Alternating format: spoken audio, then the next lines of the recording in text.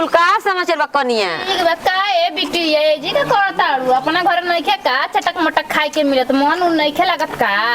अरे बाप देखो एक खिलाड़ी एक सुबह का आदमी चिल्लाता रहा एक सुबह के कि चाउर बीन दीजिए चाउर बीन दी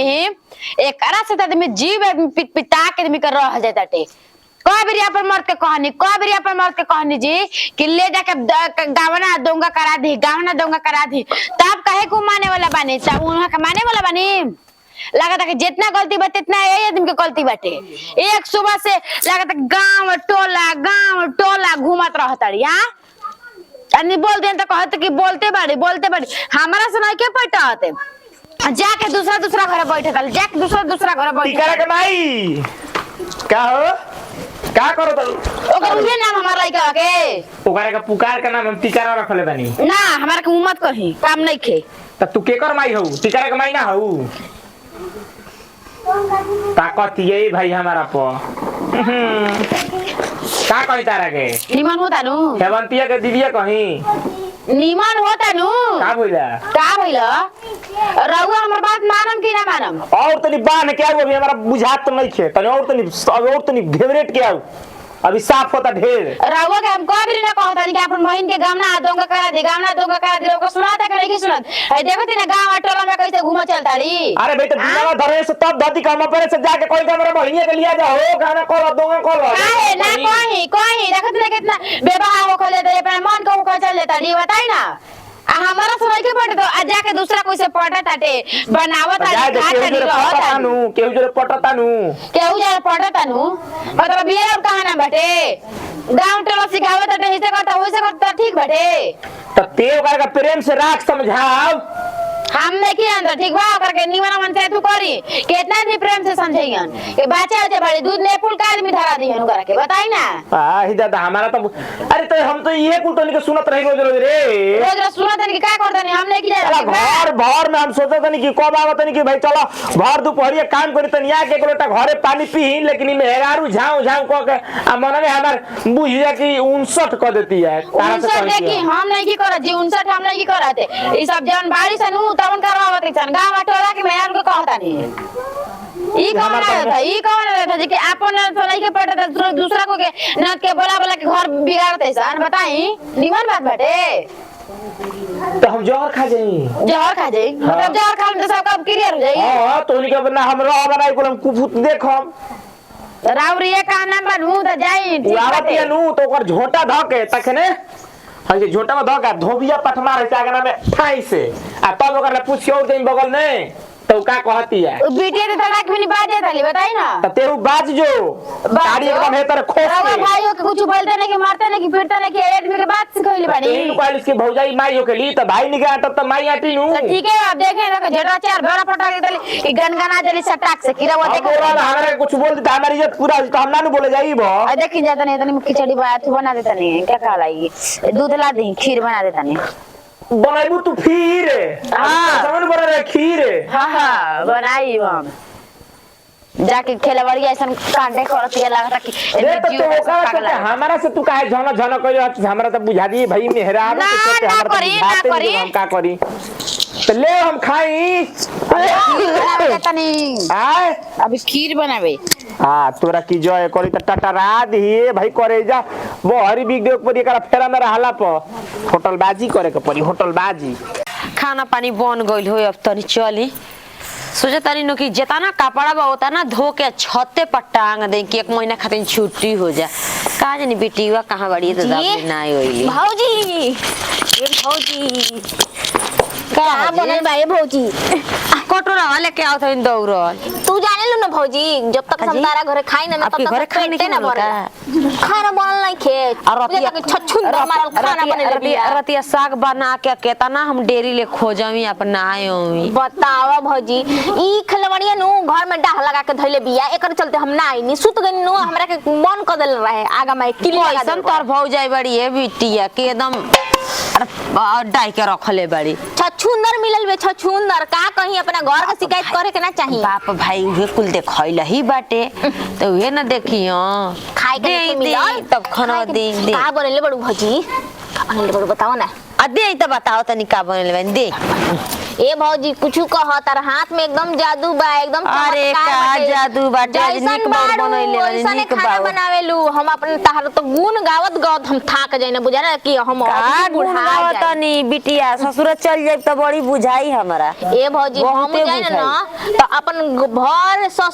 ससुराल में अपन ननद से अपन गोतिनी से सब करे से तोहरे नाम लेबी ना कि खुशी भौजी न खूब एक नंबर के खाना बनावेली। होटल फेल बाटे होटल। अरे रुकी बिटिया देखी का बनैले बानी। ओई रे मैया ये तो हमारे मन पसंद के बनैले बड़ू ए भौजी। आहा कितना मस्त गमकता। ए भौजी कुछ कह तू अतना नीक बना देबू ना ले बिटिया ले खाई त लप लप खा के तनी नमक उमक बताई खाई त तनी सरस मुर्गा हवे देसी मुर्गा हवे ललाका निकला त ना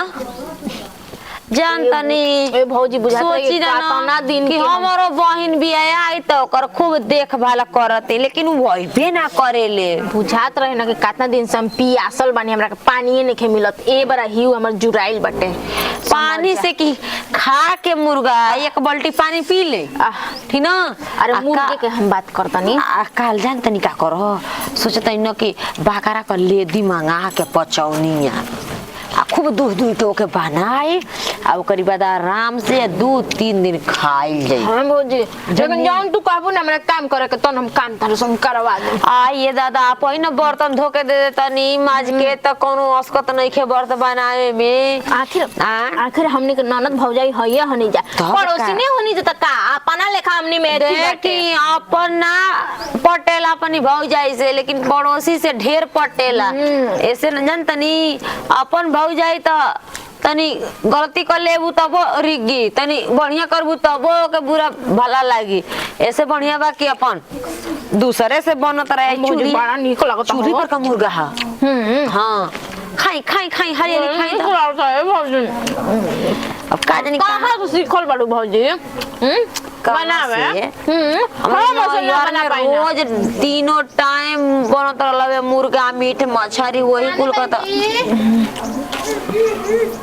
आय दादा ये बुतु बका ए दीदी जाइनी तनी किसी आगे मांगे जाने सलाई खत्म हो गेल। आगे त भूत गइल झवा गइल बा रखी हां तो अब कुल का समाचार बा कनिया एक बका ए बिटी ये जी का करताड़ू अपना घर नहीं खे का चटक मटक खाए के मिलत मन उन नहीं खे लागत का ए नीक नहीं खे मिलत नीक जब खाए का नहीं खे मिलत का घरे आके ए भौजी तू तो मैं कहानी जाना तरू कि छछुंदर लेखा एगो भौजा एलबे छछुंदर लेखा खाना बनावेले ओकर हाथ से हम नीक लागेला अरे इनका भौजाई से पटेला ना देखी दीदी जी अपना अपना पटैला के बात बा ऐसे त आदमी निको आदमी से पट जाए त बेकार निको आदमी से ना पटी पटे कोई त बेकार आदमी से पट जाए जानते बाड़ू लेकिन ठीक है बा खाता तो दीदियो जी के फायदे बटू देली का जी माल पानी हमारा के केहू का दे ये दादा मालिक इतना किया मोहल नियर बताई। घर बाटे हमार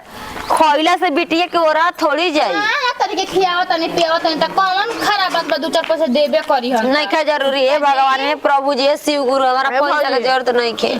तू कुछ बनाइयो तो तोहरो घरे में आ जाए खा ले। हमारा घरे उ सब लटक ना देखी खाइना महीना में के बात अलग बटू बैसे रह रोज रोज हम विवाद ना कर भौजी ले करे जाई दीदी ऐसन कोनो बात नहीं खे हम विवाद नहीं खे करे जात बिटिया के कोई हम बोलावले ना कभी अपनी मन नहीं आवेली कुछ कहले के ना?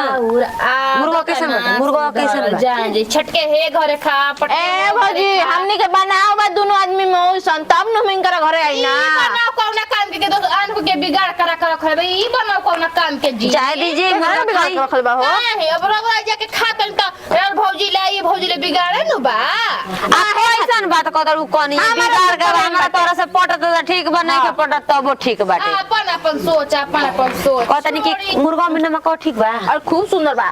और दे और पानी में खाली नमक कम बा बाकी एगो बात इहा रहा भाई तो ससुरा में ढेर देर बा टिकम कम ना सरपत्र का हो के करा ससुर में सास होता के नहीं के देख के जोर तो रुई कहां ना के देख के जोर तनी के नहीं के सास ससुर से उठा के पीटा बोले खातिर हां ओ तनी भच बचाए ए भौजी सब तो पिटाते बटे सास ससुर ओकर बाद में मत रहियो के घर से बाहर ना निकली ना हम जानी ना कितना आदमी के जलन बाटे अजी तनी खा के तनी 4 गो बर्तन धइले तनी धो देई तो भौजी धो दे भौजी धो दे अरे कैसन तबियत ये होखे लगल हमर जब चिंता मत बीपीएल करो, लो आ ये बनी कनी काहे हमर बीपीएल लो हो जाला त आँखी मुनाए लागेला एकदम में तनी बर्तन ना धो देई। चिंता मत कर भौजी, हमार भौजी से हमें खटपट हो जी लेकिन तहारा से कबो ना होई है भौजी। अब हमार बुझाला ना महातारी दाखिल बाड़ो अपन ही चलावला के बाटे चलाइब तो ठीके बा ना चलाइब तो वो ठीक बा औरी का कहीं। तू खा ले भौजी हम माल देम। अभी ना खाई अभी ना खाई जा तनी हौ तनी दूसरी कटोरा में खले तनी भातावा भगावना में दे तनी आ करहियो आ भदेलियो माज दे सो माल देम कुल कर देम, कुल बाहर शहर कुल कर देम ठीक है। हमर मन ठीक नहीं के बुची जी का करे मुर्गा तो बनौले बनी 2-3 किलो 2-3 बेरा खाई आप उ खाली 2-3 बेरा आ वो होने कर केवाड़ी लगा दे तनी ना तो छछुंदरी में भौजी के बिया नु ताकि झाकी रात तो भाईवा से कह दी आ जाई घूम देना। अपन देखा जा हमार घर में झके तो जनतो नहीं मांगी पर का बार उखाड़ दे। हे मैया ये नु कहाला आइला सन का गोबर पाथे मार पुरेसी लगता कि ओने के ओने सब हने रे उठाता ओ हे भगवान जी अब हम कैसे कहे बाबुआ रे और तनी खाची ले आओ तो उठा के करके उठाए के रखे के उठा दी होने है कैसे गोबर पथाई बुझाता टे अपना मने इतना मारे दुनिया के गोबर लग गइल बाटे जम खरबर आ पथियन फलाना हो देखो ना जा तनी के भोल लगावा के पथावा देती ना दूसरा कोई से बहुत ठीक होई त पर से पथाता है दादा तबीयत मैं खराब हो जाता जी दीदी जी आई हे दीदी अरे दीदी जी कहता नहीं का हो छोटको कहां से तलुगे ने अरे जा तनी खेता में पलकी कट कर हां तनी दूर में जनता बनिया कोरिया का अपना आधा कट्ठा होइबे आई हे दादा ई ना कि कोई के लइकन फैकन के कह देवे आई दादा का कहीं जी जनता बनी के लेके कम त 2 मुट्ठी लइया सना 4 मुट्ठी जियान करिया सना गांव घर के मेहरानू के कहम त अपने ल लगइया सना दे काट के भेज दिया सना हथनी लेके आइया सना हां त ठीक है ना कहता रो कौन के दूर बहेजे न बटुआ जाके ले आए जान जी आधा कट्ठा जमीन बाटे हां तनिया तन दूर जान जी सब कुछ रोप देने तनी लहसुन रोप देले बानी तनी धनिया रोप देले बानी पला की मुरई की घटला बाला के बोर बाजार में ना जेलन त जाके कबार के काट के बना लियो ना जाई ठीक कइले बने ठीक परतिए नु रहत रहे खेतावा हां ठीक कइले बड़ो ये छोटा को अरे दादी जी कहनी की आइल बड़ी नंदी ना गुड़ी आइल बड़ी खेला बढ़िया के कहे जाई अपन भौजाई से पटते नहीं के आ दूसरा के भौजाई से जाके पटावती जी वो घर जाके देखतन के मार हइए कटोरी में मुर्गा भात लेके खाताड़ी कोनी कोनी तनी काम रहे कनी का हो ए जी बैठ के खा तनी बुचू जी काहे त जानते बारू ए भौजी के हमर भौजाई से ना पटेला लबर लछन या खिलाड़ी हो यो 76 तर खेला बढ़िया के मारा में के दिना देखत रहे छोटा को मारा में ऐसा नु गनु 76 तर करे के बात बोलत रही कि नीक नाउर बना के दे तारी नु त ठीक बनी हम देखी दीदी जी कानो भरे वाला 1000 आदमी बानू करा पीछे तेजू वो क्वेश्चन बड़ी उनकरा कहे के समझावे के चाहिए उनकरा समझावे के चाहिए हमने बोली देखें जैसे कहानी हम कहानी के देखा बेटी या देखा बूढ़ी तारा चलते विवाद होता त कह तरीके ने विवाद होता त मान ला के तू तेजू वो घरे आवत त तार भौजी से विवाद है नु बा कहता ही कि हां कच्ची के विवाद हमरा जेकरा से रसी फर जेकरा से मन दिल भर यो करे से नु बोलम बतिया दुनिया काम ठीक है जा बतिया जा अब लगला ससुराल जी हम ससुर मर्दा दिन बाहर रख देलस लगले चाहिए ओइ जे बासिंगर के ठेली असन ओइ जी के बुझाई देखी हम कहनी हां कि देखा गुड़ी तार ससुरा में बास ना हो कि है ना के त हां त हमरा मर्दा पूजा करैया बाप हो बाप के बोले काहे के बोला नहीं जकर मुंहे लागम नु त भर दिन में रात खराब जाई ठेला नि संगे छोड़ी जाए दी कनिया नो के जाता नी जी आ सुना ये छोटा को कनिया नु कि तनी सुबह 4 बजे भोरा में कोई ना देखी तनी गोबर मिल के पाथवा दे तू तारा के दे देती कुछ गोबर हमरा चूल्हा पर थोड़ा ना गैस में त गोबर काहे खातिर पथावा उरा बहल बतिया तनी कोई पाथे वाला लोग त कोई है तनी सब बात रहो ना लगले में 60 काट दोसर बैठावे लागे ना जान जाई बाप रे पे खेला नहीं है जाना तो नहीं कि गांव टला सब बहकावता टे सब बहकावता कि कैसे ही गुड़िया होने से होने हो जा पर एक खेला के नहीं के बुझाते हैं कि जाए तो अपन भौजाई से मिल कर रहे बहर कर रहे त जाती है चटन चाटा खाती कोई घरे ढुक जाती है एकर घरे ना देखनी एकर फुआ का जानी के त चल रसगुल्ला खाए आ एकर के हम जानते नहीं कि जे जैसन करी ओइसन पाई जा ससुराल में करके ई मार मरिया सनु कि याद आई हमारे देखत रही हन हाँ तो निमन नु होता निमन तो हमारा पे मत करी जितना रहुआ हकड़ तनी नु हकड़ ले रहुआ रहुआ के निमन आजकल बात कहते नु तो रहुआ के खराब लगता नु हैं खराबे लगी परेशान हो जाता नहीं हम जॉब घरे आवत नहीं तब एके बतिए जॉब घरे आवत अरे जी अपन ननद नु हई बताई ना गांव टोला गांव भर घूम घूम के खाता ताड़ी पिए ताड़ी, कोई के झाड़ू लगाव ताड़ी, कोई के पोछा लगाव ताड़ी, कोई के बर्तन धो देताई, कोई के साड़ी धो देताई, कोई के कुछ करता है। ये काम का नाम है? तब दिमाग में काम नहीं करत हमारा ई। ओहे जब ले आपका ये जाई ना, जब ले इज्जत के पाही लगा दी हमारा तो बुझाते नहीं ये भाई की का करिए भाई। बताइनु हाउ दीदी देखो तानी लखन बो त कहतानी का एक कोने या तोहार नंदी ऐसे से करत है, तब हम का कही? हमर मुंह ला जागल झट से की कनी जाय द ये छोटो को, अब हम का कही बताई ना तन की। हां हमारा तो एकदम मन करता को का हम कहीं सियान भइल बियाह शादी ओकर भइल हम हाथ तो नहीं उठावल जात, तब मार देबे को झापड़ की ना तो लागी ना होम्योपैथी के डॉक्टर मारी मारी हम सोचे तनी कि मारी क्यों कहीं गांव टोला घूम घूम के ऐसा करता ले निमन होता थे। हम सोचा था कि मारी मारी आ मार के देखी। कहां कोई बियाह अच्छा अब की के करा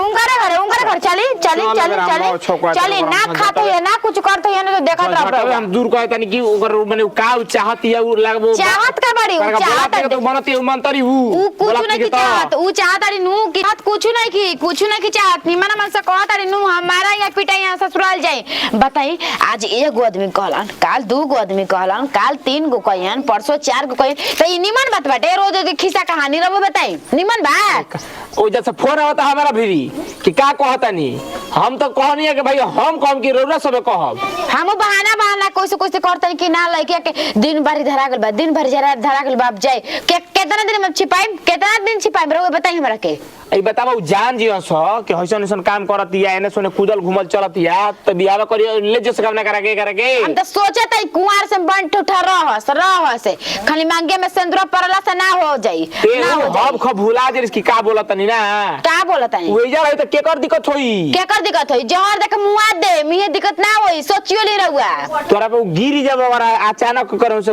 तो चपा जी बिनु हम चपाई कु चपा जी हमरा से रहुआ भी जानते नहीं कि भूल बा तब। अरे भाई ओकर में बीख बा, दांते धइल तो नस फाट जाई, ओकरो से बिजोड़ हमारा में बीख बा। सोचली कितना भी चली चुपचाप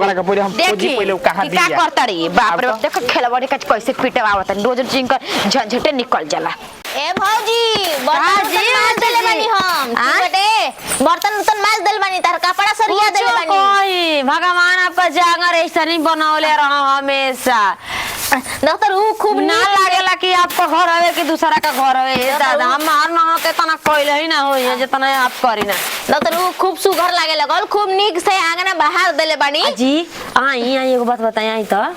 का भौजी बोल कहले हलू खियाई बाय भौजी तू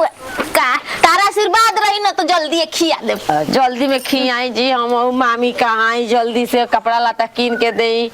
ए भौजी केहू के बोलाइम चाहे ना बोलाइम, अपन भौजी के ना बोलाइम हम ठीक बाटे, तहारा का पहिले ने होला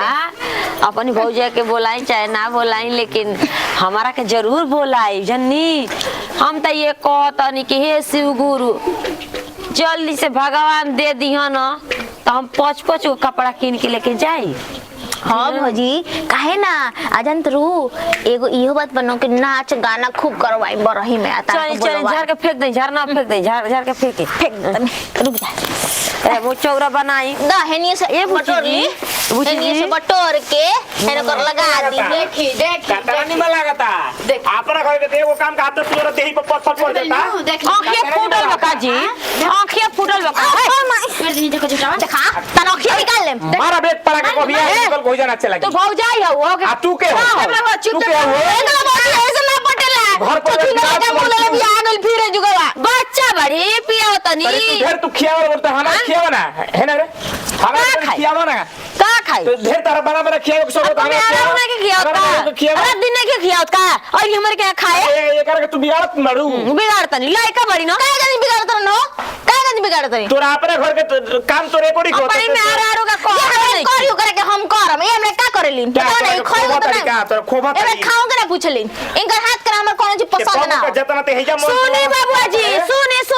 सुने हां अरे हम तो नहीं कि हमका पॉइंट खोल दे जतना हेजा लगन तू बाबूजी जतना ते हेजा लगन से करता है ततना बड़े घर में करते ना शासन दे कैसे लेके चली करी तो बन्ने की धो दे मार दे मभिए के ए बेटा हमारे सामने झापा तो ये तो जनतो नहीं हम ओ झापा लगता कि उनका ससुर जमने मां के गोइल बड़ी माने तू ही बताव या जे हेजा लगन चेप से काम कर दिया ततना अपना घर में कोई रही मीटर के रलिया जा हम गायत्री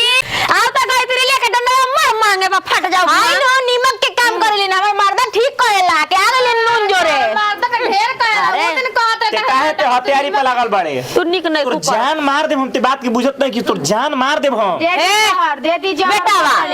जान ना तो मारे जहां भी हले बनी तो पहुंचा दे कैसन कट करे इंजन बाड़ू कैसन कट करे इंजन बाड़ू हो ब्रदर जान मार देब तो बात की तो बुझत नहीं तोर हम जान मार देब ना जी भैया जी निक बात कहला पर कोई के नीमक लागेला निमक का लागेला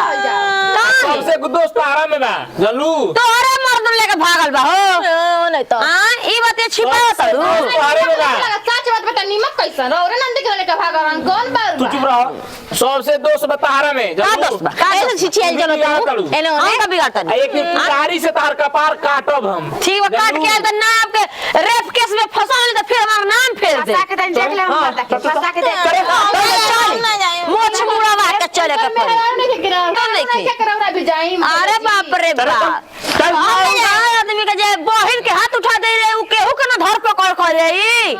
बाप रे केहू के फिर तू गानी भरू खियावे तो हमनी के खियावे तू अभी वीडियो बनवा ले ले जाके 100 नंबर के दे दे अरे चुप रही बेटी ये तो चल ए भौजी खेलावाड़ी सत भतरो कहिन की ए भौजी आज के बाद तोरा आवे के नहीं चल हमार भाई के एकदम मुट्ठी में कह के धइले मना बिया मारिया तो ए भौजी भौजी तो हमारा तार रिश्ता नहीं तर बरकरार रही हम विदा करा के लिए तू ससुर जा हम विदा करा के ना लिए नहीं तो फिर कोई हो तू जा तो जा उठ जा मुर्गा खा ला हम आइम ठीक बा शाम के आइम भौजी ये भौजी देखो बस ठंडा जो चलना जगह तारा लहान जोड़ा तनी तू परिवार बिगाड़े के काम मत कर ए जी हम हाथ जोड़तनी अपनी घर परिवार के कह दे कि ठीक ठाक से अपनी घर रह जब अपन मेहर रे सब भतारी बिया ससुराल ना का जी तो बहिन के तो मन नहीं करा तो ससुराल के रवा दिन धर के अपनी मन से जाई बेटी बा दिन धर देखिए दिन धर खाजा खसुली कसार बनावा खाजा खसरी तू बना के दे खाजा खसरी छोड़ दो हमारे घर में विदा करा दे विदा करा दे विदा करा दे ताकि तू बाकी तू ठीक नहीं करा विदा करे में हमारा टाइम नहीं के देखी तू ठीक नहीं करा जल्दी हमारा एहू मने आपसे बनत ना रहा बोना बनी जाई ताकि तू बिगाड़ा तो तू ठीक नहीं करा आप हो के बिगाड़ तनी जाई और का कर अब लाश गिरी तब जाके फरी ऐसे ना हाँ फरी लिखावा दे पटीदार लोग के जानते नहीं कि रोवा रोवा कांपे लगी